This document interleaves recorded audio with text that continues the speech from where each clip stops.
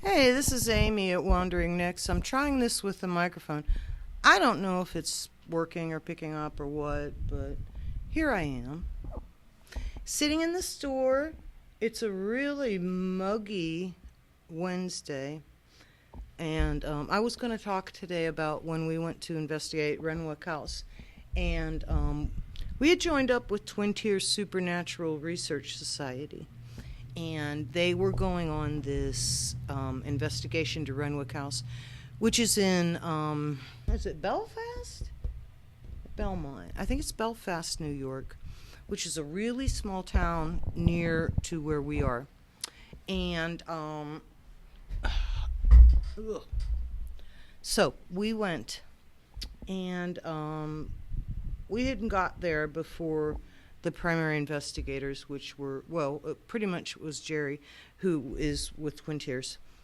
And they have their own YouTube channel where they discuss their paranormal investigations. And I hope I'm not stepping on toes, but we got there a little bit before they did, and we subsequently got the tour.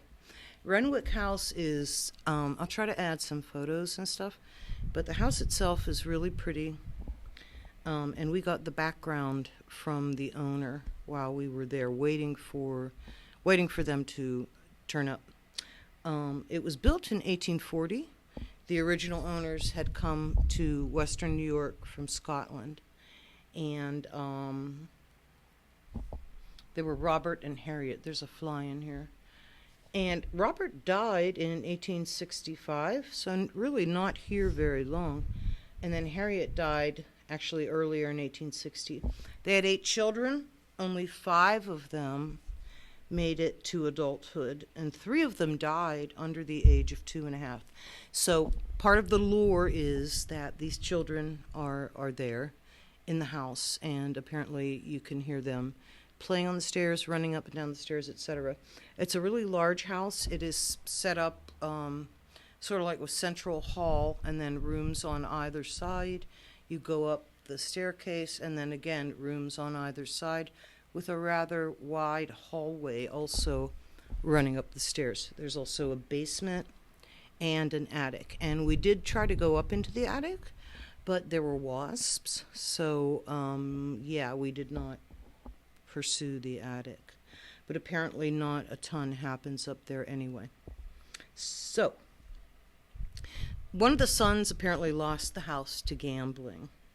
And a couple named Fred and Jenny bought the house, and they ran it as a boarding house. And Jenny is a name that is often heard in the house. And also apparently Jenny hangs out in one of the upstairs bedrooms. Their daughter Elva owned it. She ended up destitute. And she apparently is down in sort of what would have been the winter kitchen area in the downstairs. There's a big hearth in there. The place is also rumored to be a station on the Underground Railroad. Apparently also was a speakeasy in the 1920s. So a lot of different history running through this rather large house. One of the boarders was named Pete Rock, and when you go up the stairs, his room is right on the right there, and that's actually where I ended up spending most of my time during the investigation and for the night. Apparently in the bathroom of the upstairs, this is one of the most haunted rooms, and apparently an EVP was captured there that sounded a lot like a heartbeat. But I guess they collected a lot of EVPs in this bathroom over the times that investigations have been going on. So children have been heard. In the basement, EVPs were also gotten down there. They allegedly found something that was like a slave collar in the basement. We didn't get to see that, but that's part of the rumor or the lore. So we got there, it was still daylight. We talked to the owner for a while. Jerry, Rebecca showed up, and we started just sort of setting up some equipment. in the house. As I said, I had spent a lot of time up in what was Pete Rock's room. And I directed a lot of energy towards just sitting there. And I will tell you that upon entering that room, I felt like really, really incredible heaviness just being in that room. Just like a weight was being pushed down on me. And that was the reason that I felt most compelled to be in that room. And I tried, talking. We tried doing an EVP session there. We also had set up the REM pod, which is a machine that has different lights around it and an antenna. And if you come near it, it will beep and boop and flash colored lights. So that's sort of the enticement. Can you make this machine make some noise, show some colored lights? So I spent a lot of time trying to talk Pete into coming and playing with the REM pod, and I don't think I was ridiculously successful. Although Jerry says when he listened back to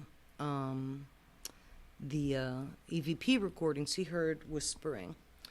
I really, when I was there, did not hear anything. When I spent time downstairs in the winter kitchen area, which is where Elva, one of the daughters of an ancestor, apparently she became withdrawn, spent a lot of her time just in the house, didn't leave the house, and that was apparently her little domain in this kitchen area. And I started just feeling really physically ill. Got another super, super heavy feeling to the point where I almost felt like I was like hunching down. And my husband had to kind of grab me and pull me out of the house because I started to feel nauseated and like I was going to York. So one of our another member of our party did go up, had to at one point run outside and throw up. So I would say as far as hearing anything, didn't really hear anything. Seeing anything, didn't really see anything. Did I feel something? Yes. I felt that incredible heaviness up in Pete's room, and then felt physically ill in the winter kitchen area. Again, this is about Renwick House in Belfast, New York, and it is open apparently for investigation. Our one of our team members who was physically ill, she was okay. She was able to go back in and continue investigating. Another team member was upstairs at one point on the second floor landing, just kind of sitting, because she said she felt the presence of children. And she just wanted to kind of sit there and see what she could take in. And I had gone downstairs at that point, and other team members were in the basement. And just kind of standing there, and I hear screaming all of a sudden. And team member Rebecca comes running down the stairs and ran straight outside. She felt something. I think she had said she felt something touching her. Totally freaked her out, and she took off. So, yeah, she just kind of stayed outside for a while after that. But it really, as far as it being a highly active place, I did not get that impression. Jerry, if you go to Twin Tiers Supernatural Research Society, they do have a YouTube channel. I'm not sure if he has his stuff up, and I haven't really conferred with him as far as what he found, apart from hearing whispering on an EVP. It may be that something showed up in recordings and maybe in images that were taken, etc. I have not yet heard anything to that effect. But that was my experience at Renwick House. Would I call it haunted? I would say there's something there just because of the physical sensations that I felt. But as far as hearing, seeing anything, no. Seeing the reactions of others, having another team member get physically ill, and also Rebecca's encounter on the second floor.